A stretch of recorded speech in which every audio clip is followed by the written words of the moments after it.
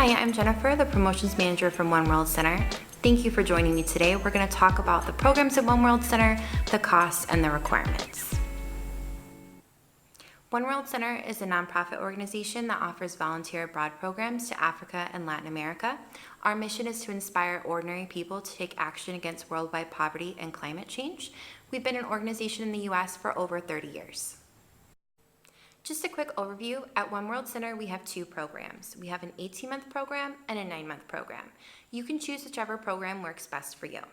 They both go to the countries of Malawi, Mozambique, Zambia, and Brazil. They do have different starting dates, however. The 18-month program is in March and September, while the 9-month program is in February, May, and October. All of our programs are funded through institutional fundraising, team fundraising, and program fees. We are located in Southwest Michigan in a town called Dowagiac. We're about 2.5 hours from Chicago, depending on traffic. We have a campus that's made up of our school building, our dormitory, and a big garden. We get people from all over the US and international participants as well, so you can think of it as kind of a boarding school-like environment. So why our programs? Our programs are a great humanitarian career starter. You're going to end the programs with a knowledge base, a skill set, and certifications to get you started in the nonprofit sector. Whether it's working for a nonprofit, starting your own, or deciding to go back to school to get a degree in this area, basically our program's going to cut that cycle of you need experience to get a job, but you need a job to get experience. It's going to cut right through so you can go ahead and get started being a humanitarian. As you remember, we have two programs, a 9-month program and an 18-month program. The structure of the programs is pretty much the same. There are 3 main periods. In the 18-month program, each period is 6 months long. There's a 6-month training period, a 6-month service period, and a 6-month conclusion period. In the 9-month program, it's a 3-month training, 4 months overseas, and 2 months back finishing up the program. The first period is the training period. This happens at our facility in Michigan. There are really important things that you need to go before you go overseas. The first being is how to be part of a community. It's important that you learn how to work on a team, that you have leadership skills, and you know how to mobilize a community and solve conflict with others. You're here as part of a 24/7 program where you're involved in cooking, cleaning, running the school, but you're also studying and doing practical activities. It's important that you have a good understanding of what is poverty, why do we have it, and what are the world's issues that are contributing to it. It's important that you know how to build, how to use a hammer, how to do basically anything outside that you can get dirty. So when you go overseas to the communities and you need to build a well, you have the capacity and the courage to go ahead and do it. Then the next important part is fundraising. So if you're going to work in the nonprofit sector, you need to know how to fundraise. It's an important training tool where you have to learn how to work with your team, you have to budget, and again, that conflict part. It's important because not only does it help fund the programs, but it's really important that you know how to do that if you're going to work in the nonprofit sector. Everyone's favorite part is the overseas part. That's the middle part of our program. So when you go overseas, you're going to a project state that's run by our partner organization, Humana People to People. They're an international non-governmental organization that we work with, again, in Malawi, Mozambique, Zambia, and Brazil. What makes this really special is that they have established development projects that need your help. So you'll be going to a project where you'll have specific tasks that you're doing, but there's also room for you to come in with your skills and your ideas and work with the community to make a difference. By going and being part of an ongoing project, this means that it's sustainable. They're not reliant upon you and your specific project. You're going with fresh ideas and manpower in order to make a difference for their project. At the projects overseas, Humana runs community development projects in the areas of education, health, and agriculture. Education projects are focusing on teacher training colleges, preschools, and primary schools. There's a lot of school improvement, distributing foods that kids have at least 1 meal a day, and making sure that basically they have playgrounds, sanitation stations, and things like that. At the health projects, you're focusing on basic disease prevention and nutrition, making sure that people understand how they get diseases such as malaria, tuberculosis, and HIV, and making sure that people understand that with proper nutrition, you can help keep your immune system healthy.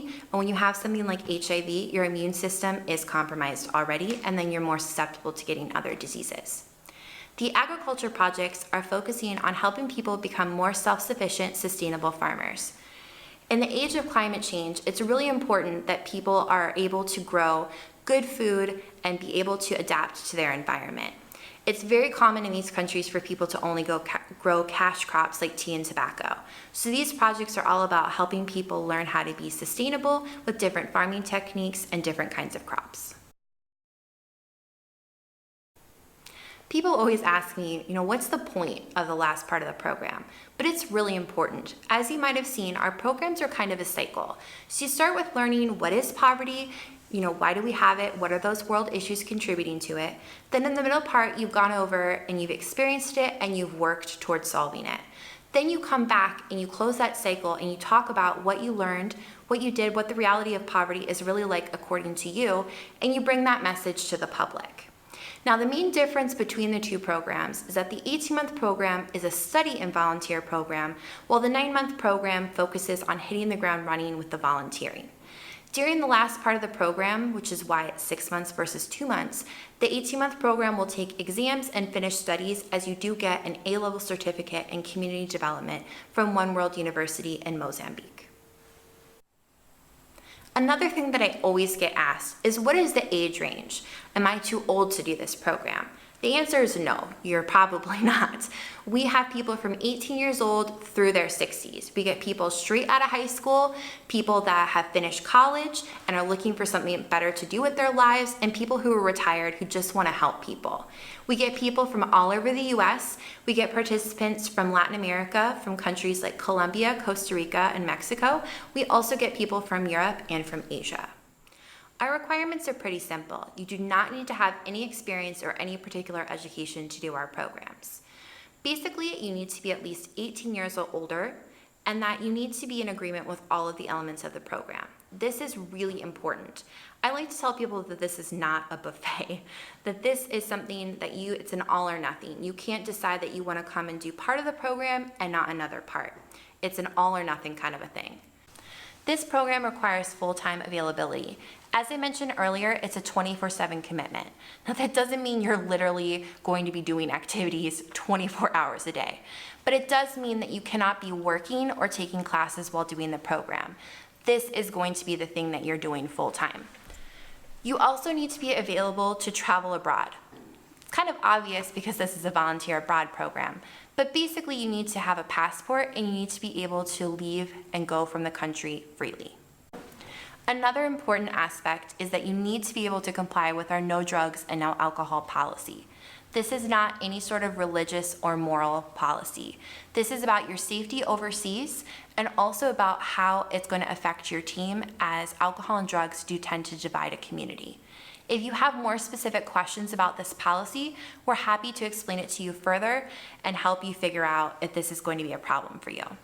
Also, we ask that you're willing to contribute to covering part of the program expenses through program fees.